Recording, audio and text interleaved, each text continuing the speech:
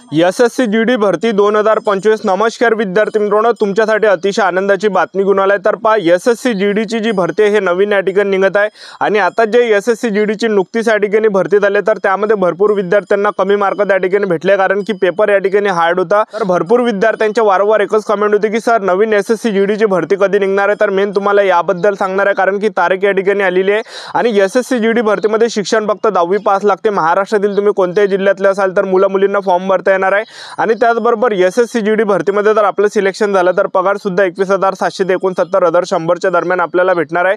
आणि यावर्षी SSC GD मध्ये जागांचा जर विचार केला तर जवळपास 50,000 प्लस जागांसाठी आपल्याला यावर्षी ही भरती पाहायला भेटणार आहे। आणि जेव्हा सुद्धा एसएससी जीडी भरती निघते तर ते 40 आणि 50,000 प्लस जागांसाठी एक लक्षात ठेवा। तर एसएससी जीडी भरतीमध्ये निवड प्रक्रिया काय, उंची किती आहे, छाती किती आहे, ग्राउंडला कोणकोणते येणार, लेखी परीक्षेचा अभ्यासक्रम काय, निवड प्रक्रिया काय, वयोमर्यादा काय, फी काय आहे, संपूर्ण माहिती मी तुम्हाला आजच्या व्हिडिओच्या माध्यमातून सांगणार आहे। ऑनलाईन पद्धतीने फॉर्म भरणे कोणत्या तारीखपासून चालू होत आहे। आजचा व्हिडिओ खूप महत्त्वाचा होणार आहे, व्हिडिओ शेवटपर्यंत बघा आणि व्हिडिओला आताच लाईक करा। नमस्कार विद्यार्थी मित्रांनो, माझी नोकरी कॉर्नर यूट्यूब चॅनलवर मी गोपाल अनखळे तुमचं सर्वांचं सहर्ष स्वागत करतो। तर मित्रांनो, व्हिडिओचा थंबनेल बघून तुमच्या लक्षात आलं असेल की आपला व्हिडिओ कोणत्या टॉपिकवर होणार आहे। व्हिडिओ सुरू करण्याच्या आधी आपल्या यूट्यूब चॅनलला सबस्क्राइब करा, जेणेकरून प्रत्येक भरतीचे अपडेट तुमच्यापर्यंत सर्वात आधी पोहोचेल।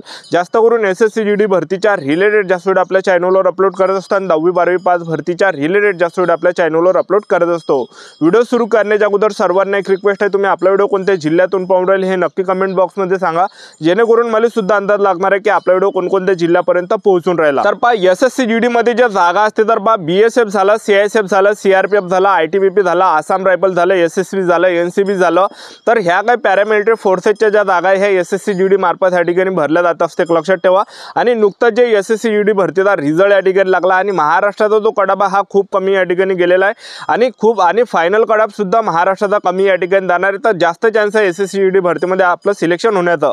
तर एसएससी जीडी मध्ये शिक्षण फक्त 10वी पास लागते, तुम्ही आर्ट असाल, कॉमर्स असाल, सायन्स असाल, पर्सेंटेजचं यामध्ये काहीही नाही आहे, तुम्ही फक्त 10वी पास आहे तर आपल्याला एसएससी जीडी मध्ये फॉर्म भरता येते। मुलांना आणि मुलींना यामध्ये फॉर्म भरता येते। तर ऑनलाईन पद्धतीने फॉर्म भरणे केव्हापासून चालू होत आहे, 25 ऑक्टोबर 2025 पासून ऑनलाईन पद्धतीने फॉर्म भरणे चालू होत आहे आणि फॉर्म भरण्याची जी शेवटची तारीख असणार आहे 25 सप्टेंबर 2025 हे फॉर्म भरण्याची शेवटची तारीख असणार आहे। आणि एसएससी जीडी भरतीमध्ये आपला जो या ठिकाणी पेपर असणार आहे 2026 मध्ये जानेवारी ते फेब्रुवारी महिन्यामध्ये आपले या ठिकाणी पेपर होणार आहे। तर आतापासून आपापल्या तयारीमध्ये लागा, कारण की चांगली ही मोठी भरती या ठिकाणी येणाऱ्या दिवसामध्ये तुम्हाला पाहायला भेटणार आहे। आतापासून आपापल्या तयारीमध्ये लागा, आतापासून चांगले पुस्तक घेऊन घ्या आणि आतापासून सेल्फ स्टडी करा, कारण की चांगली सुवर्ण संधी तुमच्यासाठी चालून येऊन राहिली। तर एसएससी जीडी भरतीमध्ये आपण वयोमर्यादा जर विचार केला तर 18 ते 23 वर्षापर्यंत आपल्याला यामध्ये फॉर्म भरता येते। एससी एसटी कॅटेगरीचे जर तुम्ही असाल तर 18 ते 28 पर्यंत फॉर्म भरता येणार आणि ओबीसी कॅटेगरीचे जर तुम्ही असाल तर 18 ते 26 वर्षापर्यंत आपल्याला फॉर्म भरता येणार आणि 1 ऑगस्ट 2025 रोजी आपल्या यामध्ये वय मोजलं जाणार आहे, गणलं जाणार आहे।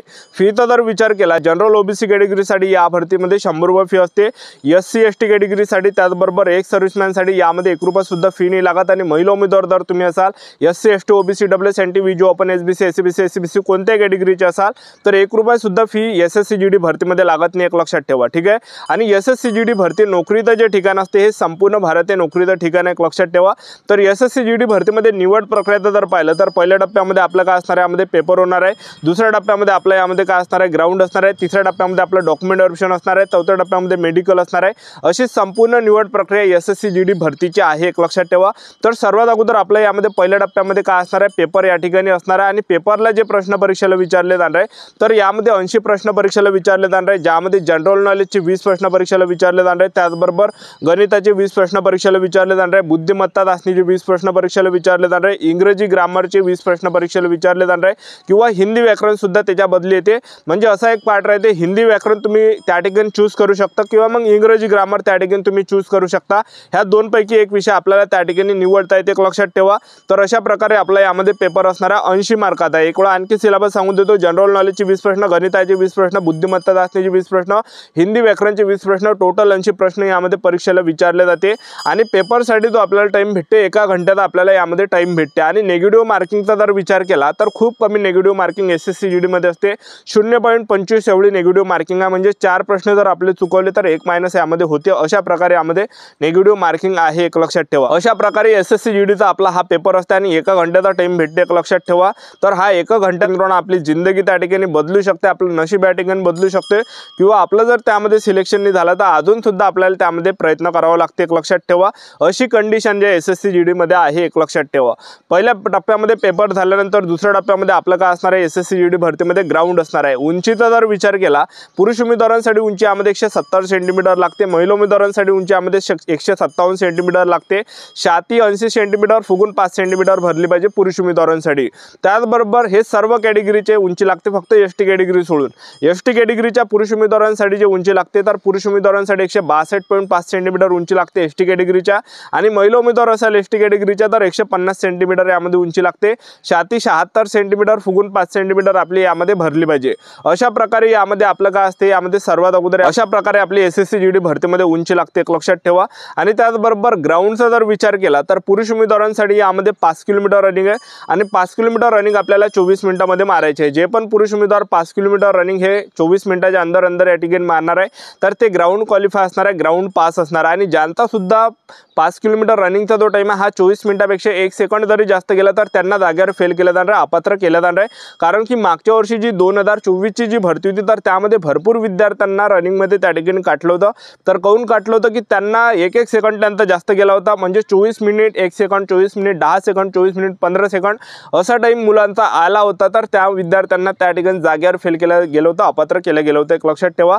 तर यामध्ये 24 मिनिटांमध्ये आपण आलो पाहिजे, 24 मिनिटाच्या अंदर जरी आलो, 24 मिनिटांमध्ये आलो तरी सुद्धा आपण ग्राउंड पास आहे, ग्राउंड क्वालिफाय आहे।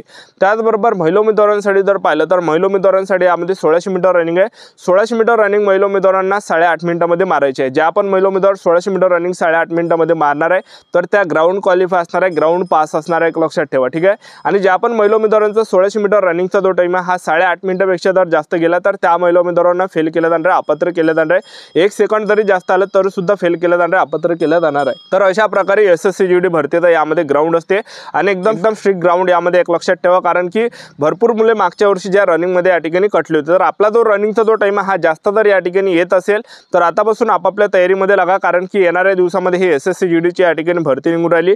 ह्या भरतीमध्ये तुम्हाला किती मार्क पडले हे नक्की कमेंट बॉक्समध्ये सांगा। आणि ज्या पण विद्यार्थ्यांचं SSC GD मध्ये ह्या 2025च्या भरतीमध्ये सिलेक्शन झालं नसेल तर आतापासून जे विद्यार्थी मित्रांनो हार मानू नका, आतापासून आपल्याजवळ टाइम आहे।